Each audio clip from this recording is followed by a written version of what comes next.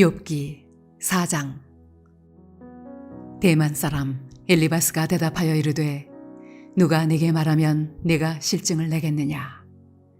누가 참고 말하지 아니하겠느냐?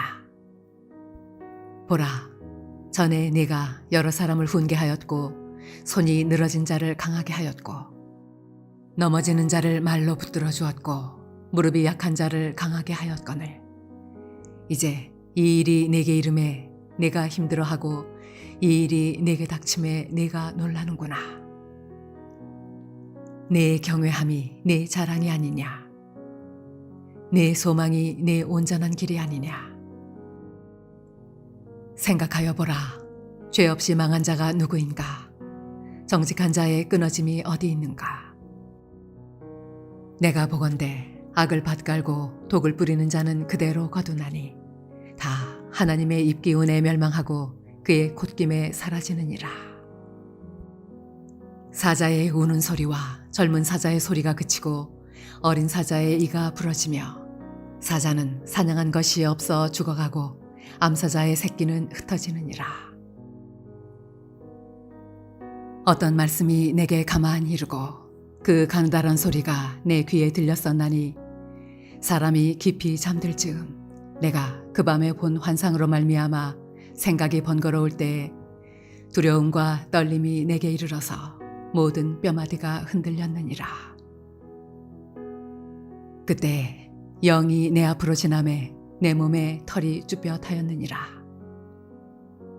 그 영이 서 있는데 나는 그 형상을 알아보지는 못하여도 오직 한 형상이 내 눈앞에 있었느니라. 그때 내가 조용한 중에 한 목소리를 들으니 사람이 어찌 하나님보다 의롭겠느냐? 사람이 어찌 그 창조하신 이보다 깨끗하겠느냐? 하나님은 그의 종이라도 그대로 믿지 아니하시며 그의 천사라도 미련하다 하시나니 하물며 흙집에 살며 티끌로 털을 삼고 하루살이 앞에서라도 무너질 자이겠느냐? 아침과 저녁 사이에 부스러져 가루가 되며 영원히 사라지되 기억하는 자가 없으리라. 장막줄이 그들에게서 뽑히지 아니하겠느냐? 그들은 지혜가 없이 죽느니라. 욥기 5장. 너는 부르짖어 보라. 네게 응답할 자가 있겠느냐? 거룩한 자 중에 네가 누구에게로 향하겠느냐? 분노가 미련한 자를 죽이고 시기가 어리석은 자를 멸하느니라. 내가 미련한 자가 뿌리 내리는 것을 보고 그의 집을 당장에 저주하였노라. 그의 자식들은 구원에서 멀고 성문에서 억눌리나 구하는 자가 없으며 그가 추수한 것은 줄인 자가 먹되 덫에 걸린 것도 빼앗으며 올무가 그의 재산을 향하여 입을 벌리느니라. 재난은 티끌에서 일어나는 것이 아니며 고생은 흙에서 나는 것이 아니니라. 사람은 고생을 위하여 났으니 불꽃이 위로 날아가는 것 같으니라. 나라면 하나님을 찾겠고 내 일을 하나님께 의탁하리라. 하나님은 헤아릴 수 없이 큰 일을 행하시며 기이한 일을 셀 수 없이 행하시나니 비를 땅에 내리시고 물을 밭에 보내시며 낮은 자를 높이 드시고 애곡하는 자를 일으키사 구원에 이르게 하시느니라. 하나님은 교활한 자의 계교를 꺾으사 그들의 손이 성공하지 못하게 하시며 지혜로운 자가 자기의 계략에 빠지게 하시며 간교한 자의 계략을 무너뜨리시므로 그들은 낮에도 어두움을 만나고 대낮에도 더듬기를 밤과 같이 하느니라. 하나님은 가난한 자를 강한 자의 칼과 그 입에서 또한 그들의 손에서 구출하여 주시나니 그러므로 가난한 자가 희망이 있고 악행이 스스로 입을 다무느니라. 볼지어다 하나님께 징계받는 자에게는 복이 있나니 그런즉 너는 전능자의 징계를 업신여기지 말지니라. 하나님은 아프게 하시다가 싸매시며 상하게 하시다가 그의 손으로 고치시나니 6가지 환난에서 너를 구원하시며 7가지 환난이라도 그 재앙이 네게 미치지 않게 하시며 기근 때의 죽음에서 전쟁 때의 칼의 위협에서 너를 구원하실 터인즉 네가 혀의 채찍을 피하여 숨을 수가 있고 멸망이 올 때에도 두려워하지 아니할 것이라. 너는 멸망과 기근을 비웃으며 들짐승을 두려워하지 말라. 들에 있는 돌이 너와 언약을 맺겠고 들짐승이 너와 화목하게 살 것이니라. 네가 네 장막의 평안함을 알고 네 우리를 살펴도 잃은 것이 없을 것이며 네 자손이 많아지며 네 후손이 땅의 풀과 같이 될 줄을 네가 알 것이라. 네가 장수하다가 무덤에 이르리니 마치 곡식단을 제때에 들어올림 같으니라. 볼지어다 우리가 연구한 바가 이와 같으니 너는 들어보라. 그러면 네가 알리라.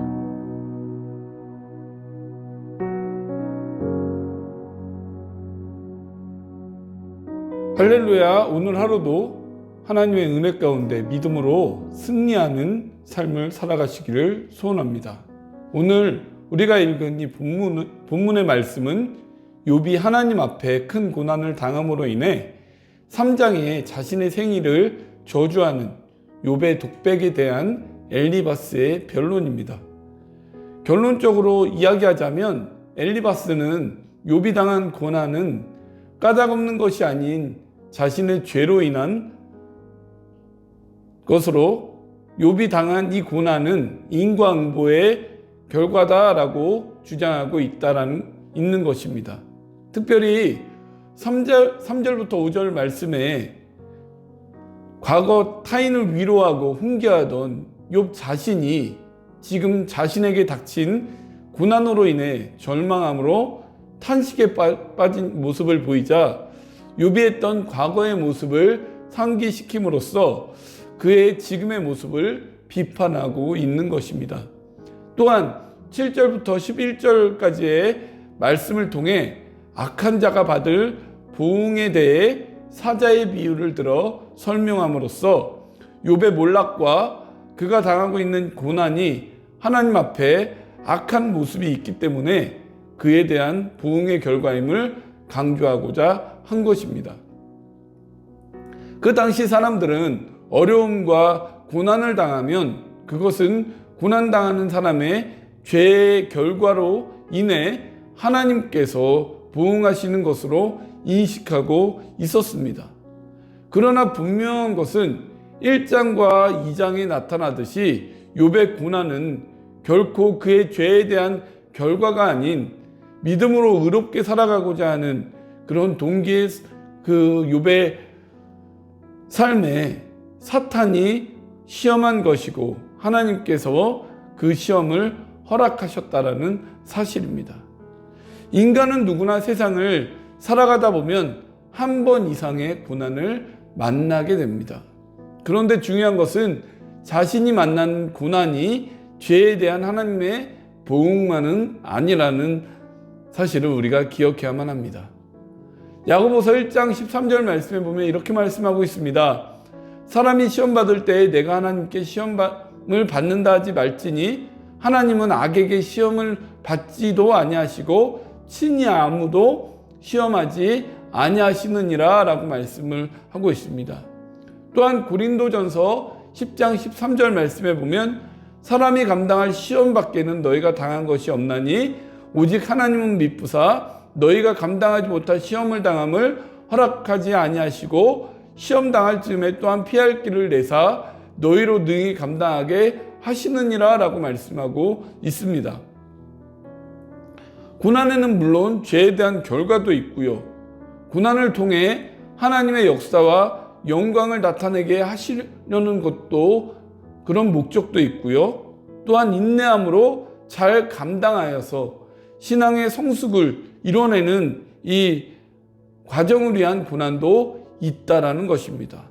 우리가 바로 알아야 하는 것이 내가 만나는 고난의 경중은 내가 무엇인가를 잘못하고 그에 대한 결과로 받는 보응이다 라는 것으로만 반응하는 것이 아니라 고난을 통해 계획하시는 하나님의 뜻을 발견하면서 고난 너머에 역사하시는 하나님을 바라보아야 한다라는 것입니다.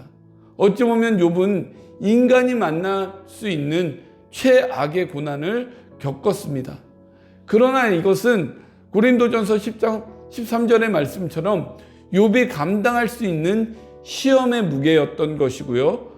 또한 그 고난 가운데 하나님은 외면하신 것이 아니라 그가 감당하고 있는 고난 가운데서도 하나님께서는 늘 그 가운데 함께 하셨다라는 것입니다. 다른 한편으로 생각해 보면 욥이 겪은 고난은 그의 믿음의 분량이다라고 할 수 있습니다.